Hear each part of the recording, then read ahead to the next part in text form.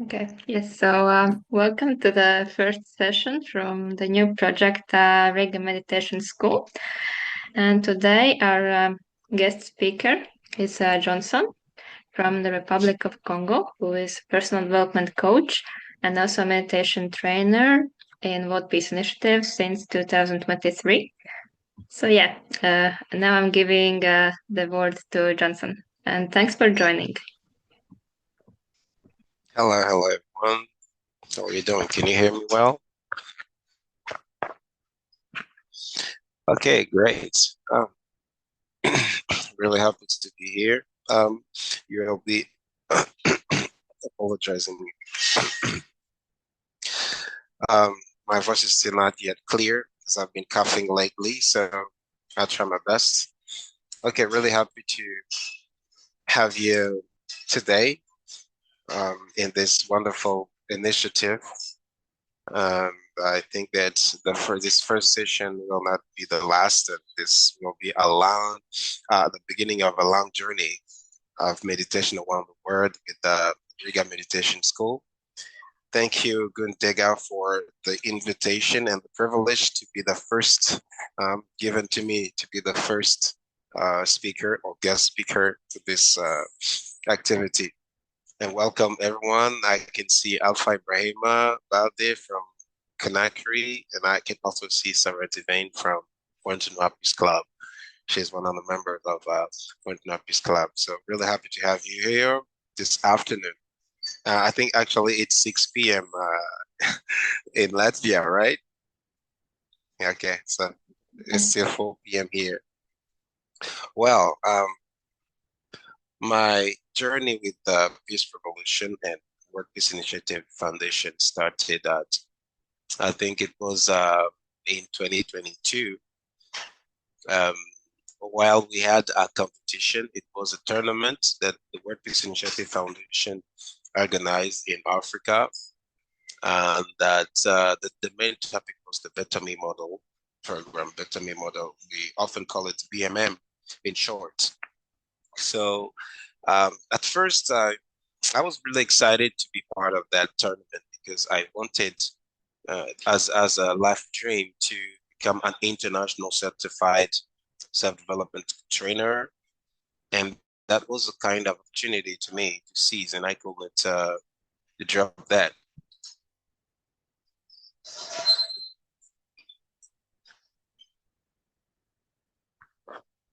Sorry. So I wanted to take that opportunity. I was just saying to myself, who knows what can happen? So when I took that opportunity and I got ready for the tournament, thank goodness I won the tournament, and it was the beginning of a long journey. And after that, I think 1 month later, I received the prize. Yes, and also I was voted as the president of Continental Peace Club. So that was my very first steps in the World Peace Initiative Foundation. So I became the president of Continental Peace Club, and since then I've been really trying my best to share the knowledge of the Better Me model and other things like leadership and emotional intelligence in my community. And I think in 2023, that was the turning point because I had the chance to be selected for the training in Thailand to be a meditation and mindfulness trainer. That was really good to experience. And so we've been through this training along with Ibrahim Balde, who's here. And that was I still have good memories of that moment. And I really liked and enjoyed the knowledge that was here, the connections that we had during and after that fellowship. So once I got back home, I launched a project that I had since long time, the Likanisi International Leadership School. So we've been working in collaboration with um, Quentin Peace Club, Likanisi International Leadership School, and some other associations as well in our community. But the job that has been done so far is huge. It's incredible. Somehow we can be proud of us because we have been impacting a lot of lives. a lot of life since then. And yes, so last year, 2024, I was also among the selected to get back to Thailand. And that's where I had the opportunity to meet the amazing Gundega and some other people. So since then, we've been in touch and we even traveled. We had a special tourism trip in Egypt that was very, very amazing. And yeah, it was very great. We discovered a lot of places, a lot of things, and yeah, that's it. So now here we are trying to share every our knowledge in terms of meditation around the world because you have to understand something. Meditation is a very powerful tool. Meditation is a very powerful instrument that we can use for our personal growth. I think that's the topic of today, personal meditation for personal growth. But it goes even beyond the personal aspect because meditation can affect your social aspects, can affect your professional aspects, and especially the mental aspect. We have a lot to do in this world, and that we are also subject to stress, anxiety, and a lot more. And meditation has helped me personally a lot in terms of emotional intelligence, in terms of dealing with my emotions and stuff. And that helped me a lot to have good, positive relationships, meaningful relationships in my day-to-day life, but also in my professional life. So, what is meditation? In short, we can just say that meditation is the state of mind that is still, focused, and stand still. So, we can just keep these three words: focus, still, peaceful. So, when you are in a state of mind that is focused, focus at one thing, because our mind thinks in loop all the time, thinking from one idea to another one before getting back to the first idea without even figuring out the solution. But still we're thinking, thinking, thinking. So with meditation, what we do is we bring our mind to stay focused at one thing at a time. You can think about a lot of things, but what we do with meditation is avoiding to think about a lot of things at the same time. What we do, think about one thing at the time, and that helps our mind really relax and avoid a lot of anxiety. So, why should we meditate? It's very important to know why we do that, why we practice meditation. And we have we are human beings, and a human being is made up of two parts. I mean, we have the physical part and we have the non-physical or the the metaphysical parts. The physical parts, we have our body and our senses. And we have to take care of our body. We need to take shower. We need to brush our teeth. We need to to eat well. We need to do exercise. We need to sleep. All those activities are part of what we do to take care of our body, our physical part, and the non-physical part also needs to be taken care of. So that's why we use meditation. The same way we use the soap and water to clean our body, meditation is like our soap and our water to clean our mind. That's why we need to practice it. So let me take the example of a computer. We have the hardware and we have the software. And with the hardware, we have keyboard, screen, yeah, all this CPU and stuff. When it's broken, we can replace that. Okay, we need to fix it. And we also have parts that are software. The software can mainly be that can mainly be damaged by viruses. So we need to use antiviruses to clean our computer. So meditation comes like a cure, or if you want, or like an antivirus to clean and to save, to secure our minds. So that's what we use why we use meditation. It doesn't really matter if you believe in this or you believe in that. It doesn't really matter if you're Christian, Muslim, the Buddhist, or whatever belief, but it's something that everybody can use. And I think most of the people use that without even being aware that they are meditating, because sometimes you may not be aware of what meditation is all about, but you just need some peaceful moments. I don't want to talk. I just want to stay quiet. I don't want to think a lot. I just want to empty my mind. So that's also a step of meditation. Okay. So I explained to you what meditation is all about, and I said why we should meditate. Now, how should we meditate, or how can we meditate? Very simple. Very simple.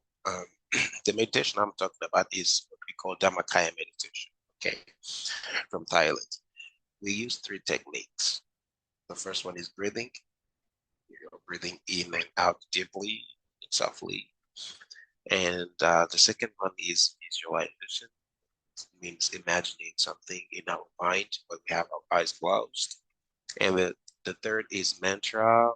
These like a positive statements that we recite mentally, and that also helps the mind. So visualizing is very important, because when we have our eyes closed, you may be having some thoughts or some, things coming back from your experience in form of image, form of picture, or even movies.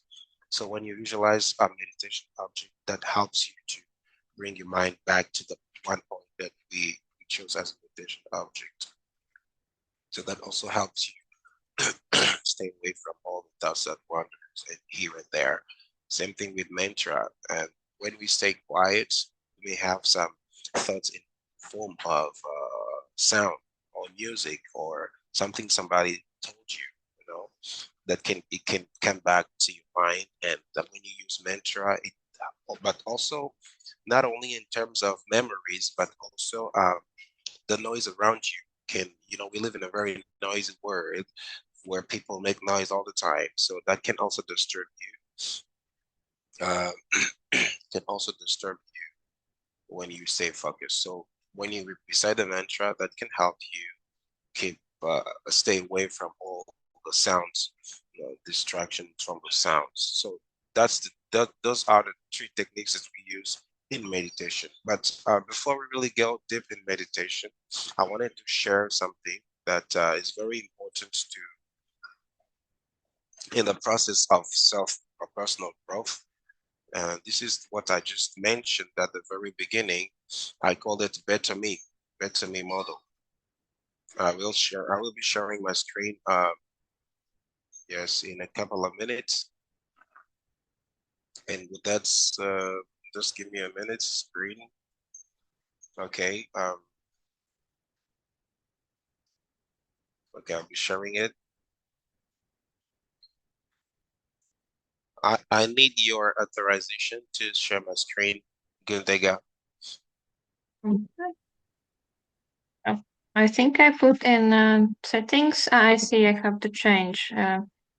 Now it should be possible. Yeah, it is. It is. Can you see my screen now? No, wait a minute. Can you see my screen now? Yes. Okay, I think you can see my screen here. Okay, great. Um, where we are. Okay. So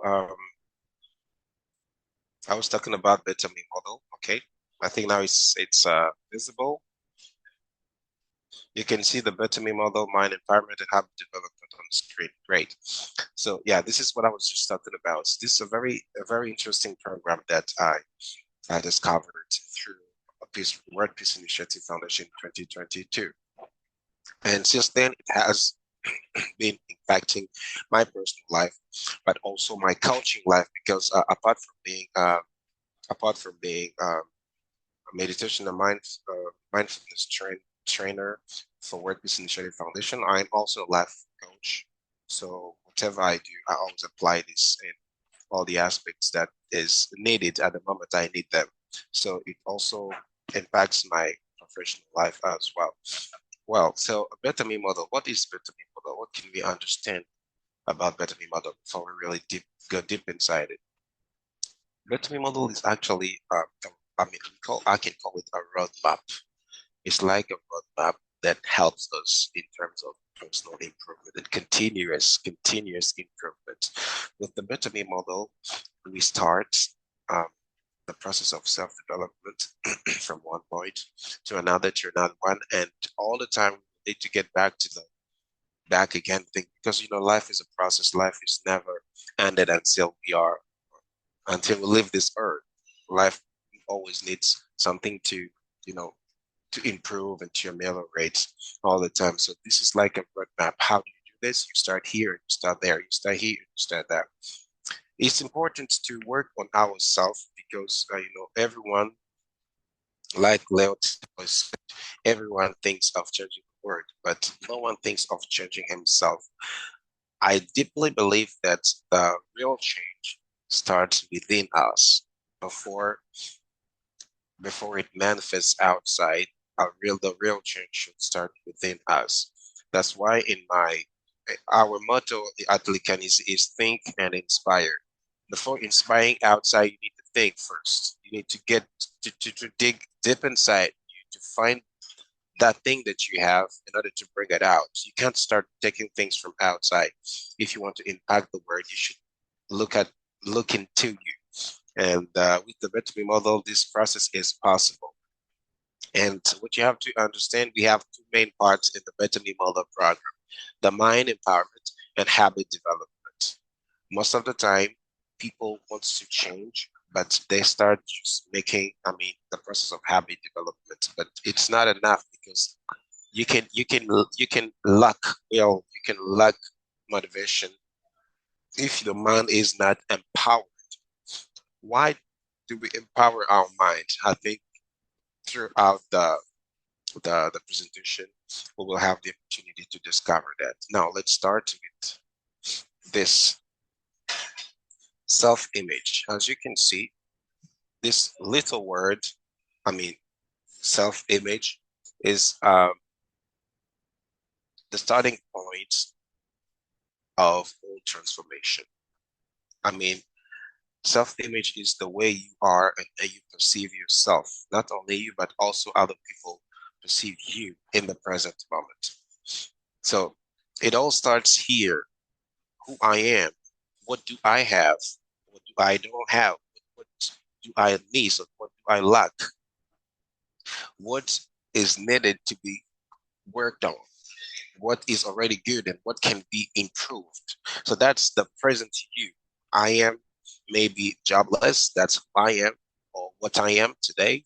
I am maybe slave, that's how I am, how heavy I am.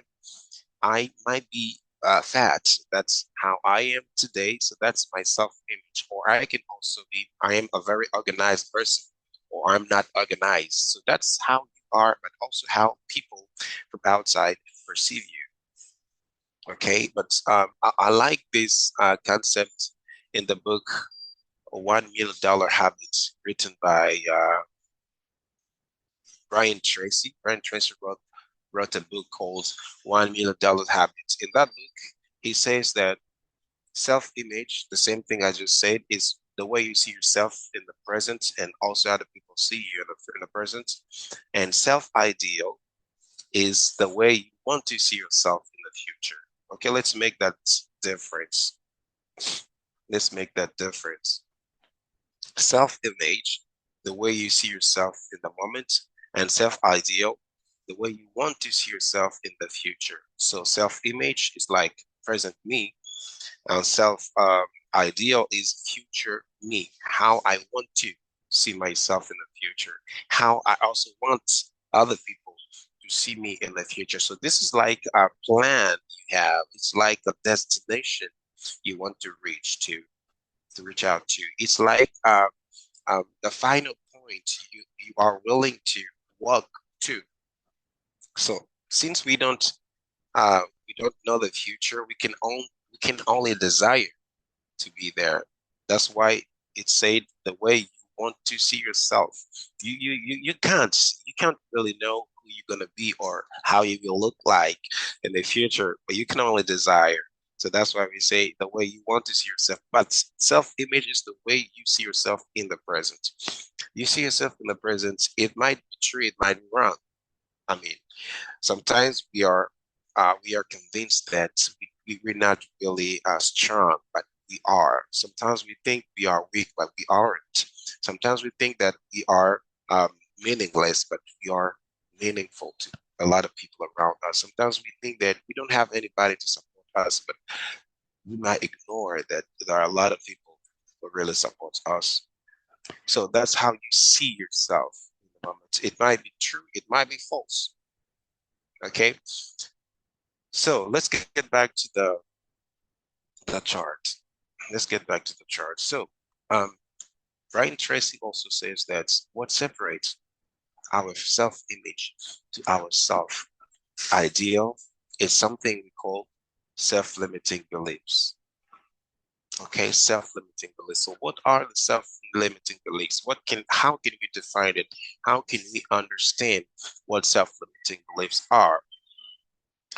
In a very simple way, I will say that self-limiting beliefs are or is a negative self-speech that you have in your mind about yourself. Negative self-speech that you have in your mind. Negative ideas, negative beliefs, negative limits that you put to yourself in your mind. It might be, I don't have enough strength to do this job. It might be, oh, I am alone, I'm lonely, I don't have anybody. It might be, oh, I have never done this before, so I can't try even the first time. And I personally say, that's the first time is allowed to everyone. The first time is allowed to everyone. You see, if you have never done something before and you say that, oh, okay, I don't have experience, I can't go for this thing, then when or how are you going to have experience? It's by trying. It's by going the first time, right? That's why the first time is allowed to everyone. If you try the first time, you may fail. Yes, of course, you have failed, but you have experience now. You know what not to do next time. See that? If you go the second time, you may fail again. Yes, but you fail better and better and better and better and better until you succeed. So that's why this thinking uh, of I don't have experience, I have never done it before, is something that limits our potential. So these are what we call the self-limiting beliefs. Let me show you some examples of self-limiting beliefs, what they look like. Let's see this. I can't do it. I don't know how to do it. I'm not ready yet. Or I have no time. I'm too busy for that. Let's take the case of somebody who's not practicing, doing exercise, but they know that to stay to have a good health, you need sometimes practice exercise to do exercise. But since they think they are really busy and they can say, okay, I'm too busy for that, I don't have time for that. My timetable doesn't, my schedule doesn't really allow me to do exercise, so I don't have time. I will free some time, maybe, I don't know, next month to do that. I'm too busy. So that might limit you from staying healthy. See, fear or no confidence, or you think that I am not capable of doing it. I don't have the skill for that. This is also a mistake. This is also a limiting belief. So that's, as we say, it's a negative self-talk. You're talking to yourself in your mind. Maybe, sometimes people around us can believe in us, but we don't believe in ourselves. Sometimes we doubt it. We're doubting our personal skill, saying that, oh no.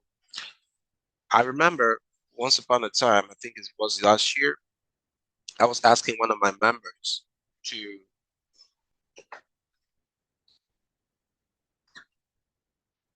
be the master of ceremony during one conference that we would have. There was a young lady, I think she was 17 years old at the time, and she was just surprising, what, coach? I have never done it before. I don't think you're serious. I said, you will do that. 1 week later, I tried to remind her, say, are you getting ready for the task I just assigned you? And she was again surprised, saying, were you serious, coach? I said, yes, I was. I was serious. She said, no, I cannot do that because I have never done such thing before. And I told her, just because you say that you don't have experience, you will do that. And we started working on that. I've been, I was training her before the event, and she did really, really well that day. At the end, I just asked her, "Did you die from doing that?" And she said, "No." Now she had experience. You see, sometimes people believe in us, but we don't believe in ourselves. So whenever you have the opportunity to try something you never did before, or you think that you don't have the skill for, just go for it. If you have the skill in you, then you'll find out. But if you don't have the skill, then you learn. That's it. As Nelson Mandela said, I never lose. Either I learn, either I win, or either I learn. So that's what's the mindset that we should have. Okay, we have also this, I never did before, I don't have experience, as I mentioned before, but also something that can be mistaken as saying that I'm already the best, I'm already perfect. This also can, you know, I think that can fool us ourselves. So let's not uh, fool ourselves believing that, okay, I don't have anything to learn. Again, I have already reached the highest level of knowledge. Nobody can know everything 100%. We are constantly learning. That's it. Life is a constant learning process. We can't stop learning. We can even learn from a small child, a little child. We can even learn from observing animals. I sometimes stay quiet and watch the ants walking and transporting their food, and I learn from them what leadership is all about. You see, life is a learning process. You can't stop learning. So believing that we are already the best doesn't give us room for improvement. Okay, so that can also be one of the limiting beliefs that we may have. So let's pay attention to that. Well, getting back to the self-limiting beliefs, um, Brian Tracy in his book say that it's only when you overcome the limiting beliefs that the journey can start. Okay, the journey can start, but what does the journey start with? The journey starts with self-reflection, and this is the most important component of this chart. If I would recommend you something to do, it will be self-reflection, because through self-reflection you can uh, identify your self-image. How you are, who you are, and you can also think about your self-idea, what you want to be, or how do you want to see yourself in the future. Through reflection, you can also define limiting beliefs. See that? So through reflection, you can have a lot in terms of projection, in terms of visualization and stuff. So it all starts with self-reflection.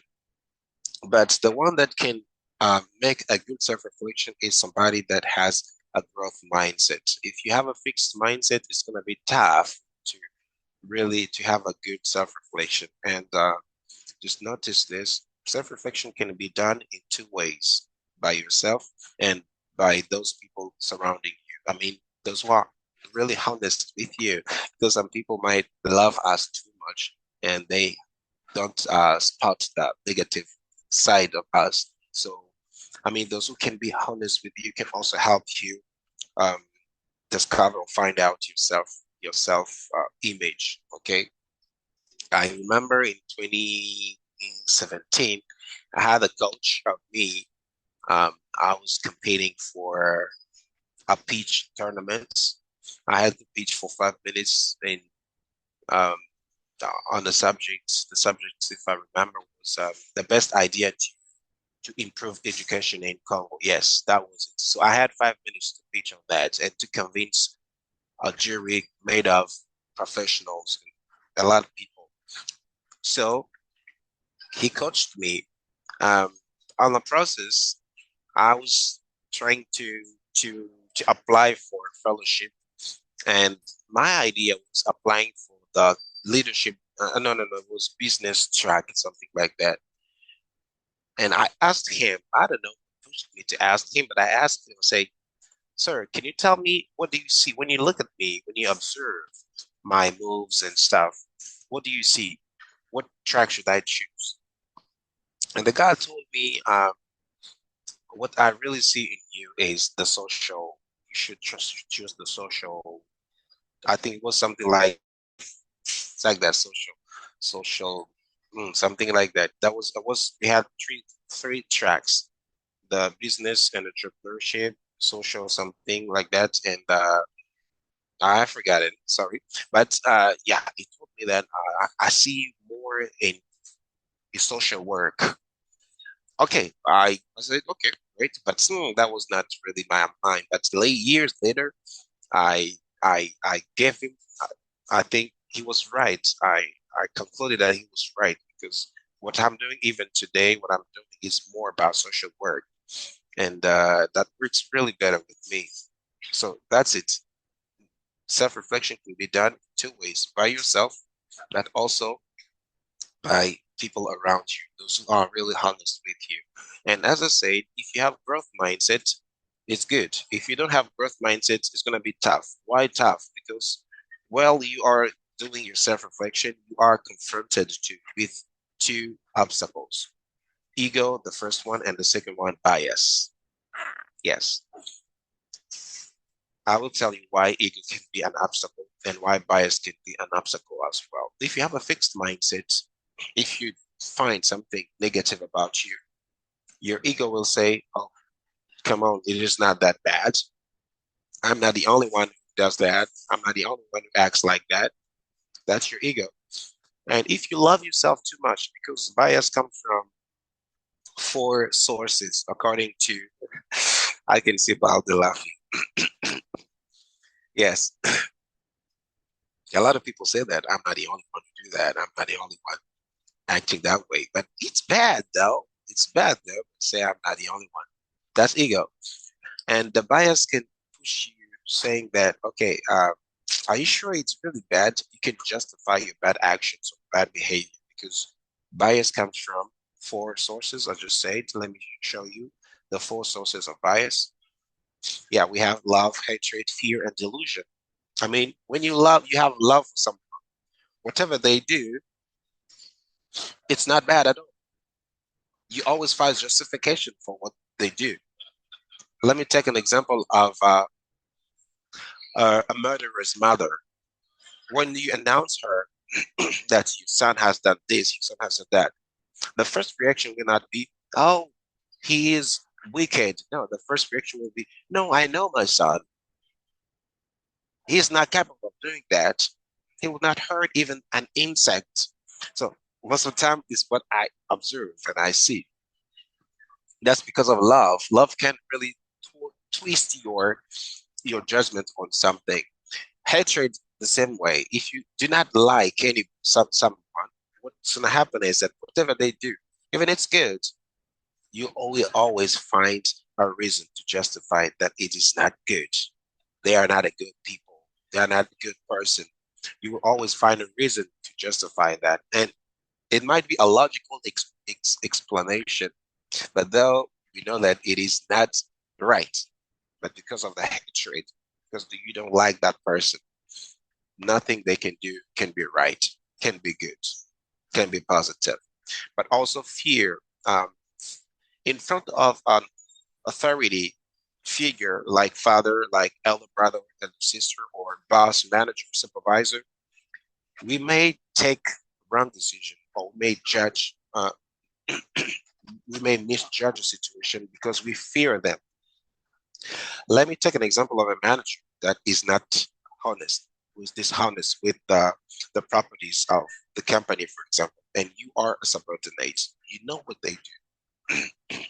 And when the let me say the director asks sometimes some feedback, you may be hiding his bad actions because you fear that the person punishes you or even fire you. See that? So that's when fear can twist your judgment, but also delusion. When you don't know that you don't know, it's really hard to have a good judgment. When you don't know that you don't know, it's really hard to think right. Yes, come on, Günther. I wanted to let you know that the Zoom has like this limit, so we will have interruption. We'll have to rejoin the session. Okay, is it now happening now? Yes, very in 1 minute or less. Sorry. Ok, Sarah, on va couper un peu et puis on va revenir dans le lien à cause de la limite de Zoom gratuit. Thank you, let's go.